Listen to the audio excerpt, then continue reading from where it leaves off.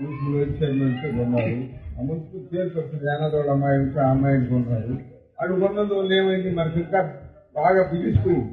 ఆ ఊళ్ళో అంతా కూడా అందరూ మన పక్షాలు వచ్చారు. ఈ కేతా వేణుగోపాల్ రెడ్డి పోయేసింది.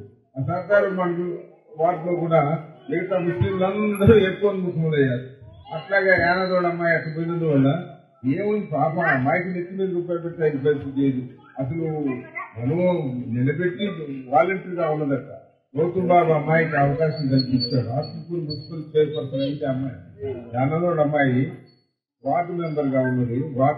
వాలంటీర్ గా ఉన్నది. ఆ వాలంటీర్ అమ్మాయిని తీసుకుని మున్సిపల్ చైర్పర్సన్ చేస్తే వాళ్ళు ఏదో డబ్బులు ఇస్తామన్నారని. ఎంత ఇస్తామన్నారు నాకు తెలియదు. కొందరేదో 20 లక్షలు అంటారు, 25 లక్షలు అంటారు. ఆఖరికి ఎంత ఇచ్చిందో ఏం పోవడం మనకు తెలియదు.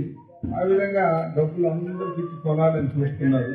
దయచేసి మనం అట్లా అమ్ముడుకోము.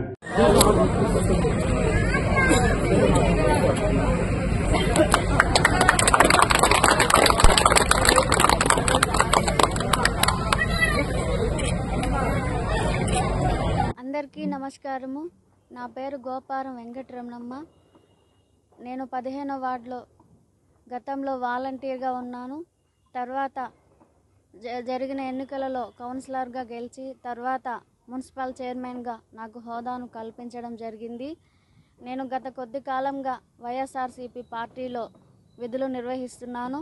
తర్వాత నేను మళ్ళీ టీడీపీ పార్టీలోకి రావడం జరిగింది. దీనిలో ఎవరి ప్రలోభం లేదు. నేను టీడీపీ ప్రభుత్వంకి రావడం జరిగింది.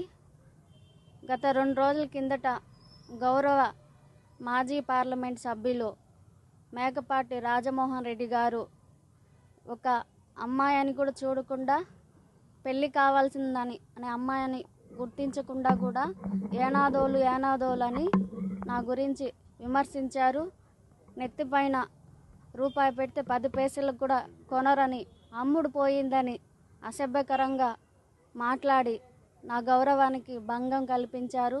ఈ అమ్ముడు పోయాననే అర్థం దేని కింద వస్తుందో మీరే తెలియజేయాలని కోరుతున్నాను. ఇది మా యానాది జాతికి అవమానకరము. అంత పెద్ద హోదాలో ఉండి ఇలాంటి విమర్శలు చేయడం తగదని భావిస్తున్నాను.